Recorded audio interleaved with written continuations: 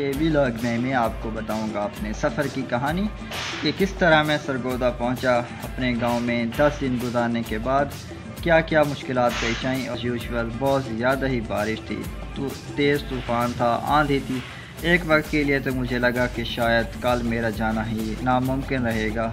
रात के वक्त लाइट बिल्कुल नहीं थी, सुबह के वक्त भी बिल्कुल नहीं थी, क्योंकि अब आजकल गांव में भी मोटर पंप लग चुके हैं और नलकों पे नहाने की बजाय लोग मोटर पंप पे नहाने को तरजीह, नलके पे नहाना पड़ेगा। तो नलका गेड़ तो नलके पे मैं नहाया। इसके बाद नाश्ता किया, तैयारी की, पैकिंग की। तो 1 घंटा पहले ही मैं वहाँ पे अड्डे पे पहुँच गया। वहाँ फिर परेशान हुआ, जिस तरह पहले परेशान हुआ था कि लाइट नहीं है, कैसे नहाऊंगा। इस इंतज़ार में बैठा था कि एक मेरा दोस्त आ गया, जानने वाला। वो अपने बाइक पे कहीं जा रहा था। मैंने उसे रोक दिया कि आपके दिन कैसे गुजर रहे हैं सरगोदा में। मैंने कहा बहुत ज़्यादा अच्छे गुजर रहे हैं।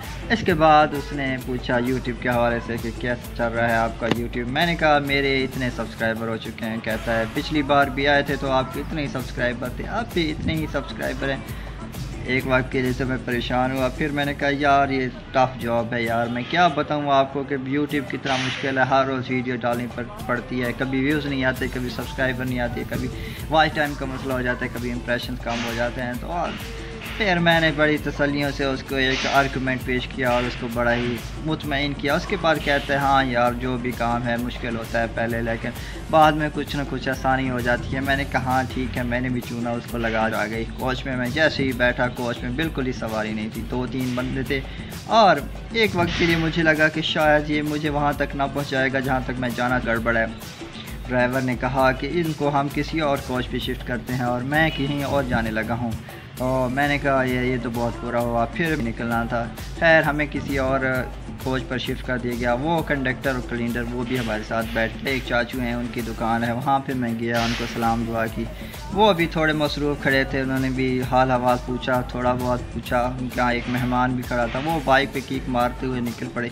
मैंने कहा ये तो बहुत बुरा है, मैं यहाँ आया था, मैंने सोचा था कि आधा घंटा इधर ही गुजार दूँगा। फिर मैंने देखा कि बस आ चुकी थी, नॉन एसी की ये बस थी, जिसमें मेरा बहुत ज़्यादा 1-2 दिन गर्मी थी। हालांकि बारिश हुई थी उससे 1 दिन पहले, लेकिन फिर भी मुश्किलात तो थी। फिर मैंने कहा यार जाना तो है, चलो आज नॉन एसी पे चलते हैं, किराया बच जाएगा तो 300 महंगाई का दौर है। ठीक है जी, मैं पहुंच गया। मैंने जो अंकल के मेहमान खड़े थे, मैंने उनका कहा कि अंकल आए तो उनको कहना कि अवैस चला गया है। उन्होंने कहा ठीक है जी, मैं बता दूंगा। ठीक है, मैं बैठ गया इस नॉन एसी की गाड़ी में। वहाँ गाड़ी में बैठा तो क्या देखता हूँ कि ड्राइवर ही गायब था। मैंने कहा बस ये मौजें लग गई हैं।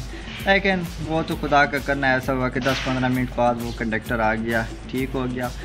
वहाँ का रोड बहुत ज़्यादा ख़राब था। मैं एक तरफ तो ये कि दूसरी साइडों पे भी देख रहा था कि कहीं ना कहीं से कुछ एसी वाली गाड़ी आ जाए तो क्या पता मैं उतर के उधर शिफ्ट हो जाऊँ। लेकिन ना एसी वाली गाड़ी आ रही थी और मुझे नॉन एसी में गुजारा करना पड़ा। ठीक हो गया। एक ड्राइवर ना हो, ये कोई पायलट हो। सड़क वैसे ही ख़राब थी। दाएं वाला साइड वाला गुर्दा बाएं साइड वाले गुर्दे से कह रहा था तू मेरी जगह पे आ जा, मैं तेरी जगह पे आ जाता हूँ। आज इस तरह सफ़र गुजारते हैं। ठीक हो गया। काफ़ी अरसे बाद, काफ़ी टाइम गुजारने के बाद मैं पहुंचा हूँ। आधा सफ़र जब तय किया तो मैंने कहा हाँ अल्लाह खैर ही करे। मेरे सर में दर्द होना शुरू हो गया, भूख भी थोड़ी बहुत लगने लगी। हालांकि मैंने नाश्ता फुल कॉफ़ी किया था। तो मैंने रास्ते में थोड़ी सी चीज़ ली, उससे मेरा पेट थोड़ा बहुत, तो उसने भी कहा चलो मैं गुजारा कर लेता हूँ सरगोदा तक। लेकिन सर ने कहा कि नहीं, मैं सर में दर्द इतना था कि उसने कहा मैं तुम्हारे साथ सरगोदा नहीं जाने वाला। है तू तरा करके मैं पहुँचा हूँ चूँकि सरगोदा था। यहाँ पे खुद खाओ, होटल से लाओ, खुद खाओ। अम्मा तो यहाँ मेरी बैठी हुई नहीं थी। और मैंने कहा ठीक है जी, खुद ही होटल पे गया, थोड़ा बहुत खाना खाया। सर में बहुत ज़्यादा दर्द था। फिर मैंने शावर लिया, नहाया और असर टाइम मुझे कुछ होश नहीं था कि क्या हो रहा है क्या नहीं। मैं तकरीबन 15 से 20 मिनट नहाया, कुछ गर्मी कम हुई। रात टाइम मेरी तबीयत और ख़राब हो गई। अबू से बोला, आपने मेडिसिन दी, सिर सो हो गया बग़ैर पढ़ाई किए। फिर इस तरह ये मेरा सफ़र तय हुआ। तो ये थी मेरी सफ़र की कहानी। उम्मीद है आप लोगों को पसंद आई होगी। अगर आप लोगों को पसंद आई है तो चैनल को ज़रूर सब्सक्राइब कीजिएगा। तो मिलते हैं नेक्स्ट वीडियो।